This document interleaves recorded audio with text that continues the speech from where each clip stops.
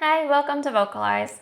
In this video, I'm going to be talking about some of the basic editing functions in SnapCore on the eye gaze device. Before I get into that though, I want to say when it comes to making edits on the eye gaze device, I highly suggest that you limit the number of editors. So this is something that was told to me that I think is brilliant and I hold to very much so. If there are probably a lot of individuals who are using the eye gaze device with your nonverbal individual, and if everybody is allowed to make the edits that they deem as necessary or convenient, then it could very quickly cause the program and the pages on the program to get very unorganized, very inconsistent, messy, and just overall inefficient for your nonverbal individual to use. So I highly suggest that you kind of designate 2 or 3 people who work with the eye gaze device and your nonverbal individual a lot. So maybe a primary caretaker and an SLP, or whoever you want as the primary. So that's directed towards the primary caretaker of the nonverbal individual. But just work with them and figure out who are the 2-3 people who are allowed to make edits on the program, so as not to make things too messy and unorganized for the nonverbal individual. If anybody outside of those 2 people think there are edits that should be made, they can just jot down notes and send that note along to one of the primary editors. All right, so now for the editing. In SnapCore, up in the upper right hand corner is this gear and pencil. That is your edit button. Right away along the right side here, what you have is the undo button. Below that is the redo button. I'm gonna select a button here. Below that, the double pages is a copy button. And below that, you'll see the little number. That is how many things were selected to be copied. So if I do multiple things here, you'll see that number change. Okay. If you click on that clipboard and paper, that is the paste. Okay. Now I don't want duplicates of all those buttons, so I'm going to do undo. I do not want that. Under that is the double square with the check is select all. You can see everything on this page has been selected. Underneath that, the foregrid allows you to select multiple things, but you choose what is selected. You can also unselect. Below that, the dotted square or the dash square, I'm not sure what that is exactly. I've never used it. Underneath that, the I allows you to hide buttons, as well as if buttons are hidden and selected, once you click on that, then it'll appear. And below that is the trash can, which is delete, obviously. All right, so if you bring up along the bottom here, I'm just gonna go down to one button selected. What you have here, it automatically starts you on the button editing section. So the label is the text that appears on the button. The message is what is spoken when the button is activated. Those can be 2 separate things. So for this one, you can see that they're the same, but if I wanted to change my message here, I can say, I like my occupation. And then you can see that there on the button, it still just says occupation, but if I get out of editing and I select it, I like my occupation, then it puts in the whole phrase, I like my occupation, which I put in the message. I'm going to get rid of that because I don't actually want that. All right, on the left here, you'll see the picture that is on the button there. SnapCore automatically puts clip art along with the buttons that are pre-programmed, but if you want to change it, just tap on that, and SnapCore has usually multiple clip art options. Or if you want even more options, you can try putting in a synonym or a different word, and more clip art options that are pre-programmed will come up for you.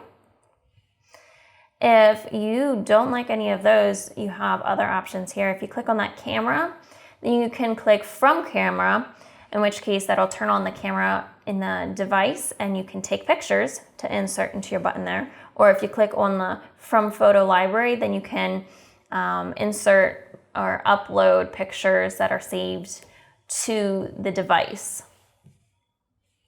So that would be things outside of SnapCore that you are drawing in. As you saw, when I click on a button, it types into that text bar at the top. Occupation. If you come across a button that does not do that, but you want it to, down here under actions, you want to make sure that that speak or insert message is there. If it is not, you can go ahead and add actions. There are quite a few actions that you can add, but that is located up here under the favorites, the speak or insert message. Continuing down over on the left-hand side, I am going down to style. Here you can change the coloring of the button background or the coloring of the border of the button. On the rep pages, which is what my daughter has and uses, oftentimes you will have different colored backgrounds for different types of words. Verbs, adjectives, nouns, they're all associated with different color backgrounds. And if you have phrases, those are often, the background is kept white, but the border color changes. So green for a positive phrase, red for a negative phrase, blue for a question type phrase. And you can also change the thickness of that border. Going down to access method, this is how long your nonverbal individual has to stare at a button in order for it to activate. So for my daughter, it is 0.2 seconds, but if you want to change that, you can do so that if you want your individual to have to focus in on a button for longer in order to activate it, then you can change that here. And the last thing I'm going to show you is this under preference. So the SnapCore was designed in the United Kingdom, and so that is the English default for the language here. But you can change that, and here you can do that for single buttons. However, if you want to change an entire page, just go up to the page and scroll down here. You can actually change that language setting for the entire page here, and then that will change all of the buttons to that language preference, as well as any new buttons that you add to it in the future. And then here you have the label for the board, which will show up at the top there in the blue, as well as the clip art associated. Going over to the left, the grid size. So my daughter uses the rep pages, which is set up as a 7x7 grid. But if you wanted to change the grid size, you can do so here.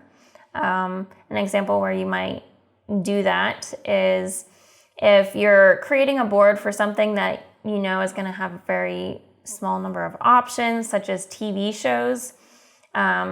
You probably don't have 49 TV shows plus that your individual needs to access. So you could probably get away with like a 4x4 or 5x5 grid, and then that just makes the buttons larger and a bit easier to access.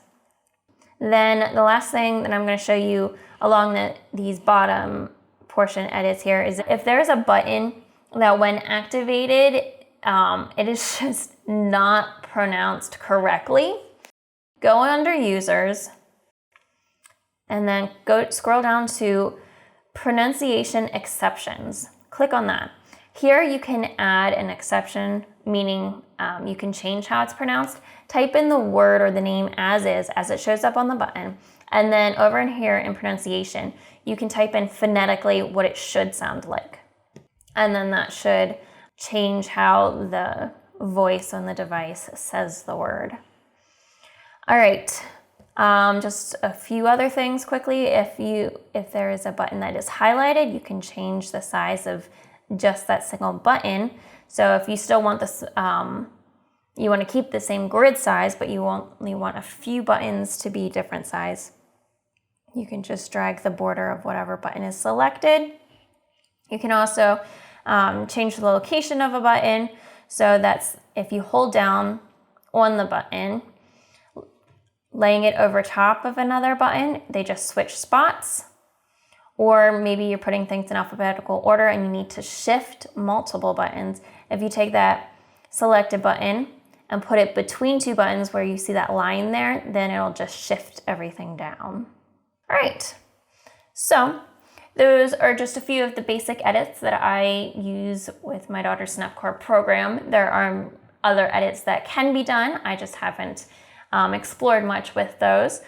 If you have any questions that you would like to ask, or maybe you have a little bit more experience with other edits, feel free to reach out to me via email. Give me some tips, share your comments, your thoughts. I would like to hear from you. And I hopefully will have 2 more videos coming on kind of elaborating a little bit more on edits of buttons as well as editing pages. So keep an eye out for those pages. All right, thank you so much.